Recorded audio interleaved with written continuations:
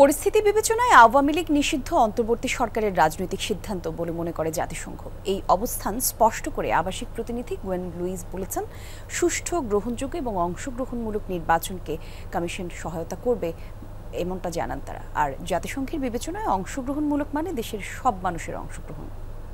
Stay সেফের double layer প্রোটেকশনই পিরিয়ডের heavy floor দিনগুলোতে আমাকে রাখে নিরাপদে। Stay safe.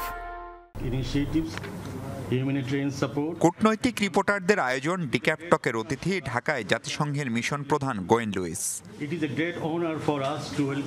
বক্তব্যে বাংলাদেশকে জাতিসংঘের গুরুত্বপূর্ণ অংশীদার উল্লেখ করে ভবিষ্যতে সম্পৃক্ততা আরও বাড়ানোর কথা বলেন তিনি। প্রশ্নোত্তরে আসে বহুল আলোচিত মানবিক করিডোর প্রসঙ্গ। এ নিয়ে জাতিসংঘের সাথে আলোচনা হয়নি বলে স্পষ্ট করেন গোয়েন। মানবিক করিডোর বাস্তবায়নে বাংলাদেশ ও মিয়ানমারের আনুষ্ঠানিক সম্মতি প্রয়োজন। সেটি হলেই কেবল জাতিসংঘ সহায়তা করতে পারবে। এটি নিয়ে এখনো কোনো আলোচনা আমাদের সাথে হয়নি।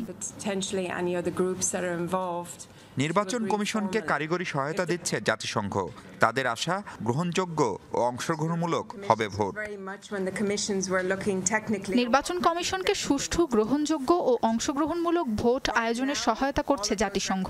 অংশগ্রহণ মানে সমাজের সব শ্রেণী পেশার মানুষের ভোট দেওয়ার সুযোগ। জাতিসংঘ ফ্যাক্ট ফাইন্ডিং মিশন জুলাই হত্যাকাণ্ডের প্রতিবেদনে রাজনৈতিক দল নিষিদ্ধ না করার কথা বলেছিল। এ অবস্থায় আওয়ামী লীগ নিষিদ্ধের ব্যাপারে সংস্থাটির ভাবনা জানতে চান সাংবাদিকরা। আমরা রাজনৈতিক দল নিষিদ্ধ না করার সুপারিশ করেছিলাম, কারণ সব দলের অংশগ্রহণ অনেক সময় অস্থিরতা প্রতিরোধে সহায়ক। কিন্তু পারিপার্শ্বিক অবস্থা বিবেচনায় নিতে হবে। সরকারের আওয়ামী লীগ নিষিদ্ধের সিদ্ধান্ত এদেশের বিদ্যমান বাস্তবতায় বুঝতে হবে এবং এটা একান্তই সরকারের সিদ্ধান্ত। এই প্রভাবশালী কূটনীতিক জানান, ঢাকায় জাতিসংঘের মানবাধিকার বিষয়ক অফিস চালুর বিষয়টি প্রায় চূড়ান্ত। সরকারের সংস্কার উদ্যোগে জাতিসংঘের সমর্থন অব্যাহত রাখার কথাও বলেন Gwyn Lewis. I think it's very much a conversation that needs to happen within the government. Mahfuz Mishu, Jamuna News, Dhaka.